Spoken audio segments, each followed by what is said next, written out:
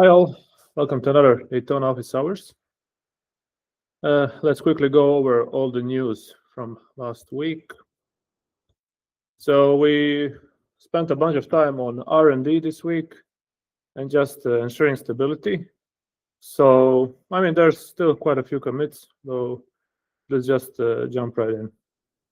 So there was a couple small fixes, of course, but I would like to focus on the new features. For example, the PTY support or the pseudo terminal. Essentially, there's also some docs in this. Basically, this will allow people using the SDK to simulate an actual pseudo terminal when talking to a process or whatever command that is currently running inside of the Daytona Sandbox. This was useful for a couple organizations who requested it to be able to send in interactive commands that would usually be sent as if you were an actual end user, but now you can do it programmatically. So sometimes a CLI tool or a program might expect you to, let's say, confirm an operation, and it was actually meant to be used by an end user, but now you're doing it inside a sandbox. So essentially, this pseudo terminal support will allow that. But there's also quite a bit of logic regarding standard inputs and outputs and parsing them. So it should be useful for other similar use cases. So let's get back to the commits. Next up, we had, as I said, small fixes regarding the output path SSH access.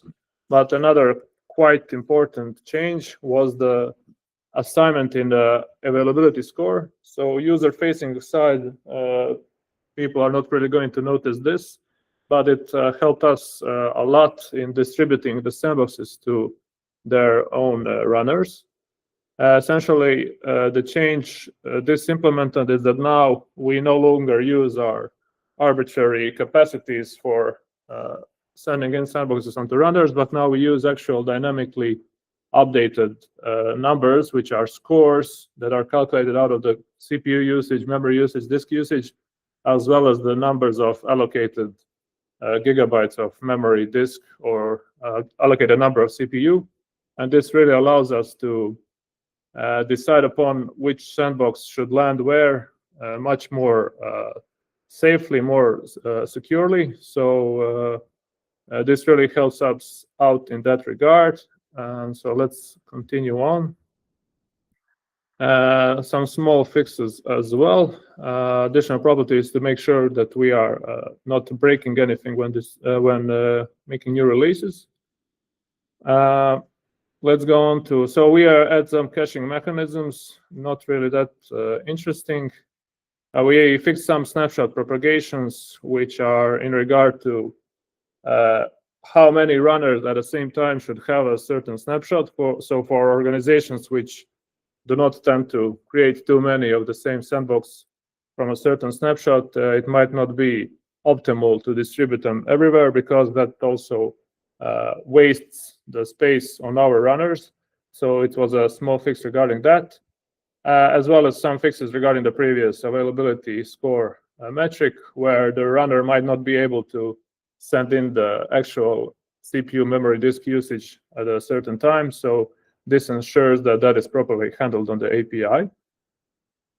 Next up, there was quite a few concerns from some organizations with very big numbers of sandboxes, where they would see that their dashboards are loading quite slowly. The reason was that we had a pretty naive approach earlier regarding loading them up. They would get loaded on the front-end side in their entirety. So all sandboxes would be loaded on the front-end side and then filtered client side as well. So this was even faster, let's say, for some smaller use cases, but it's not really scalable for lots of sandboxes. So there was quite a number of changes here, but essentially this ensures that the next release had the ability to paginate, list, filter all the sandboxes as you would expect. And it was much more scalable for huge organizations.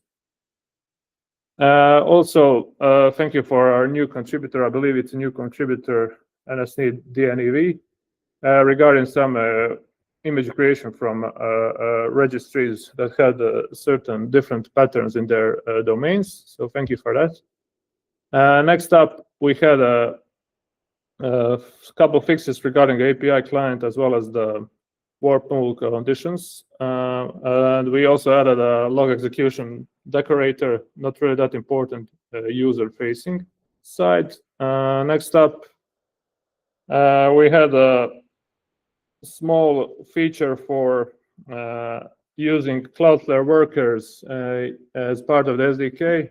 So actually, a client suggested not only a request, they also suggested an implementation of how they got this to work. So we fixed it up to make sure that it runs smoothly as expected. As I said, we did a bunch of R&D, so we have a couple big PRs incoming. One of them is the snapshot state rework, which will allow the API to be decoupled from the Docker process, making the runners be the ones who will manage the image and new snapshot and validate it instead of the API having to do that all. So that's quite useful. There's a couple of other refactors regarding state, which will also be nice to use. We also have a fix coming up regarding runner health check, which should make it easier for the API to discern whether the runner is actually healthy or not, based upon the health endpoint that we use to ping it. So essentially, this will ensure stability.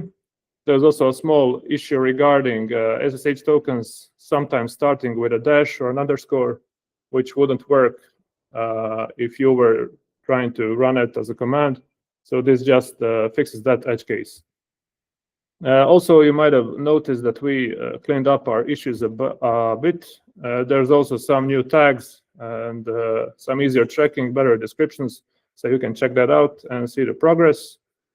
And I believe that would be all. So as always, if you have some bug or want to request a feature, please be free to open up an issue here. We would love to take a look and get back to you regarding that. And if you have some other questions regarding Daytona, just reach out to us on Slack, or you can contact us right now in this meeting, and that would be all. So yeah, thank you for listening, and see you all soon. Bye-bye.